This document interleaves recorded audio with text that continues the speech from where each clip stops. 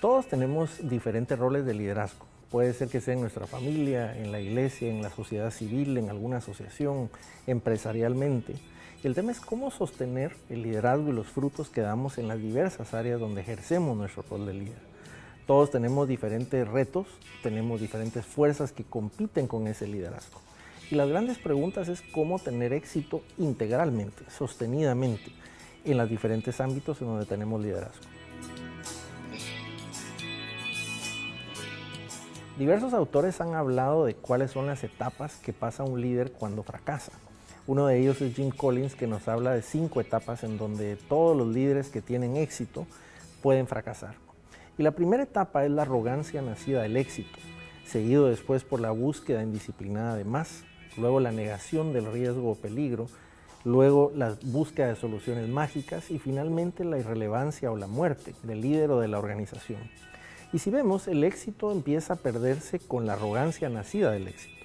Una de las cosas más importantes es escuchar a nuestros clientes, escuchar a la gente que servimos. Y eso nos permite tener la humildad para saber a quiénes servimos, cuál es el impacto que tenemos, pero también darnos cuenta de aquellas áreas que nos pueden estar desviando. Así que una de las herramientas que recomendamos es tener lo que yo llamo una junta directiva personal. Personas a las que yo les rindo cuentas de mi vida en todas las diversas áreas, en el área espiritual, en el área académica, en el área profesional, y poder ver cómo voy con respecto a mi vida. Los líderes, si bien estamos muy acompañados de personas, para tomar decisiones muchas veces estamos solos. ¿Y de quién te vas a rodear en ese momento? Esa es una forma de poder equilibrar esas fuerzas contrarias al éxito como líder.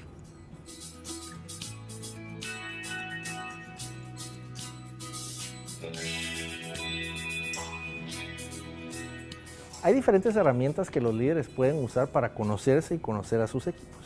Y una de ellas son los instrumentos de autoevaluación. Uno de estos instrumentos nos dice cuál es la parte genética de cómo tomamos decisiones. Hay personas que tienen más presencia de dopamina, de testosterona, de estrógeno, de serotonina, y tomamos decisiones de formas muy diferentes. Conocernos es la clave. Conocer cuál es la forma en que tomamos decisiones implica también conocer cuáles pueden ser las áreas de cómo somos como líderes.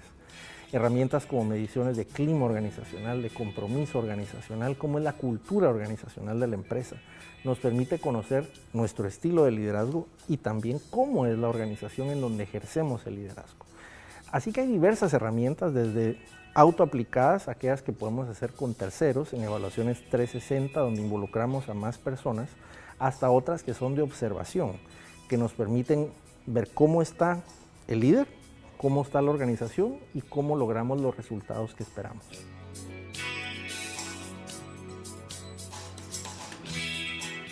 Todos tenemos planes y grandes sueños que queremos lograr en nuestra vida, y el éxito está en cómo equilibrar el plan personal con el plan de la organización.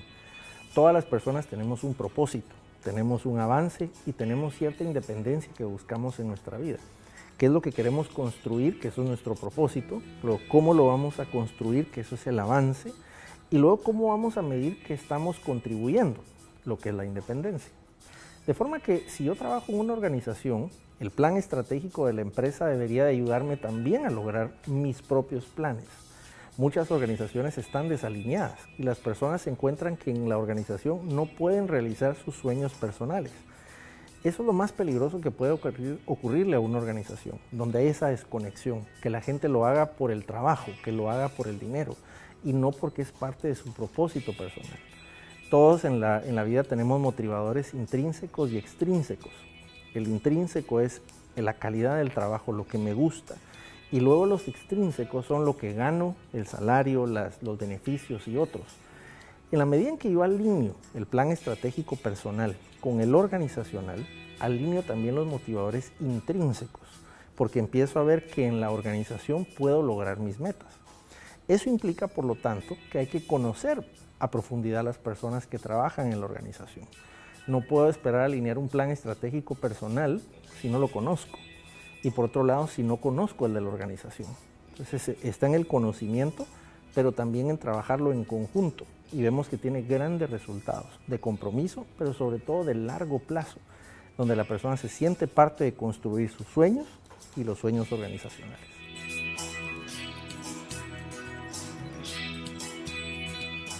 Toda organización tiene un gran propósito y una gran promesa que le da a sus clientes, a sus colaboradores, y eso es la esencia de la empresa, el gran propósito organizacional. Y luego tiene principios guía o los grandes valores de la organización. Cómo van a definir sus reglas de juego, qué va a ser no negociable dentro de la empresa. Y ese propósito organizacional tiene diversas formas que podemos hacer. Debe ser simple, debe ser infinito, debe ser inspirador, debe ser memorizable, debe ser orientativo. Y cuando tenemos un principio como ese, la organización sabe a dónde va, pero también las personas en ella. Y déjame darte un ejemplo. Hay una organización que se llama la Mega Paca. Y es una organización latinoamericana que lo que vende es ropa usada de Estados Unidos. Y ellos hacían el ejercicio, ¿cómo podemos decirle a la gente lo que hacemos? Y ellos pensaban, bueno, ¿qué hacemos con esta ropa? Es usada, viene de Estados Unidos, y definieron su esencia como facilitamos el primer mundo a todo mundo. Ya no es vendemos ropa usada, sino que le llevamos ese beneficio a muchas personas. Y definen varios principios guía de cómo iban a llevar esa promesa a la práctica. Si nos damos cuenta, en la simplicidad está la clave de la ejecución. En la medida en que yo conozco esa esencia, pero cuáles son las pautas de comportamiento, yo puedo dirigir a las personas hacia la ejecución y que la estrategia logre resultados tangibles. Estamos en un mundo donde está cambiando cada vez más rápido, y en la medida en que podemos ejecutar los planes basados en la simplicidad, pero por otro lado la profundidad de lo que implica la empresa, ahí es donde yace el éxito.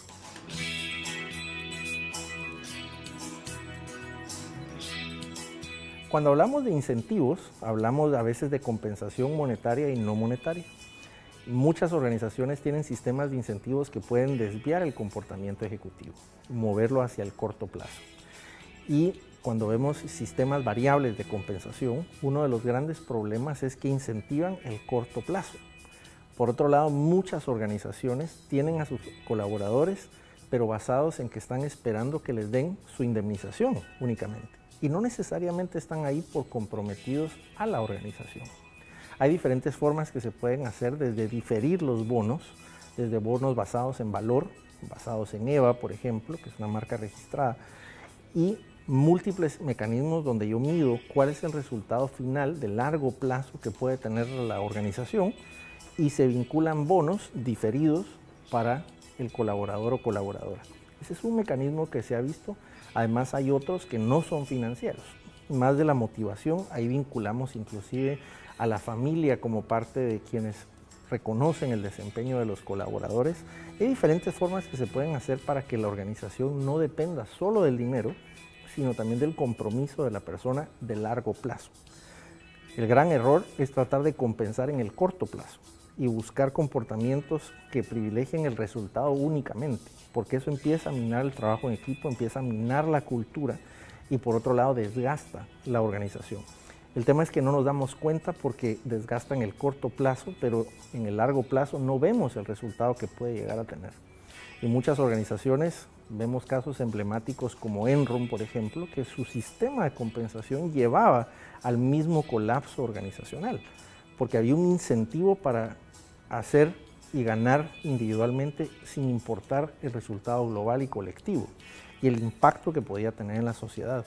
Entonces tenemos múltiples casos de esto y la gran reflexión es cómo diseñamos sistemas de incentivos que logren el resultado pero sostenible y de largo plazo.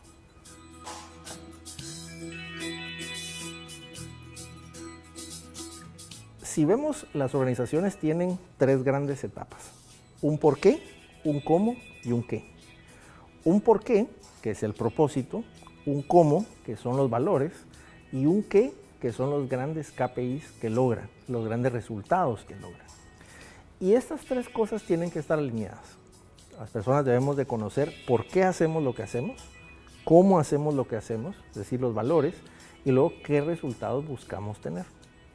En muchas ocasiones hay un desalineamiento o una falta de comunicación de uno de estos tres elementos. A lo mejor la gente conoce el resultado, pero no conoce los lineamientos de comportamiento, de cómo lograr ese resultado, o los valores. Y entonces mucho de lo que hay que hacer es no solo comunicarlo, sino que estar seguro que estamos alineando las cosas.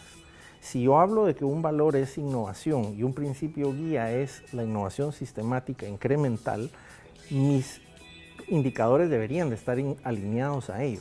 Yo debería de poder decir, este indicador impacta acá y esto impacta acá. Eso dicta el tipo de personas que contratamos, las que permanecen en la organización y cómo las desarrollamos. Entonces, la clave es el alineamiento, la coherencia, de que todos los sistemas organizacionales nos marquen una agenda estratégica, una agenda operativa y una agenda conductual, y deben de estar alineados. De esa forma, la estrategia, que es el qué y el por qué, está alineado con los valores, que es el cómo.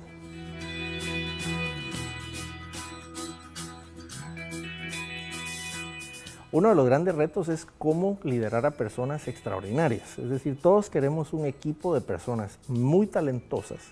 ¿Y cómo lideramos el alto desempeño? Las personas que son de alto desempeño requieren de varias cosas y entre lo que se ha encontrado requieren de 3 cosas básicas. Lo primero, que lo hemos hablado previamente, propósito. Toda persona talentosa necesita saber por qué su trabajo es relevante, cuál es la razón de que está allí. Lo segundo, necesitan avance.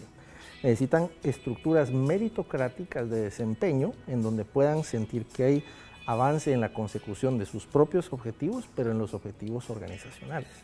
Y 3, necesitan independencia de utilizar sus fortalezas y de poder crecer sus fortalezas. Esta es la parte quizá más importante de liderar el alto desempeño. Las personas que son talentosas les gusta demostrar que son talentosas. Les gusta trabajar y poder brindar sus frutos. Necesitan de cierta autonomía para poder presentar esos frutos y esos resultados. Las organizaciones necesitan tener organizaciones que sean flexibles, pero que por lo tanto evidencien el trabajo de los demás. Entonces, liderar el alto desempeño implica propósito, avance e independencia, pero implica tener estructuras que fomenten no solo la atracción de personas talentosas, sino el desarrollo de las personas talentosas y la permanencia de las personas talentosas. Porque las personas que tienen alto talento, altas competencias, son las que primero se van de la organización. Por lo tanto, tenemos que tener mecanismos de atracción, pero también de retención de ese talento.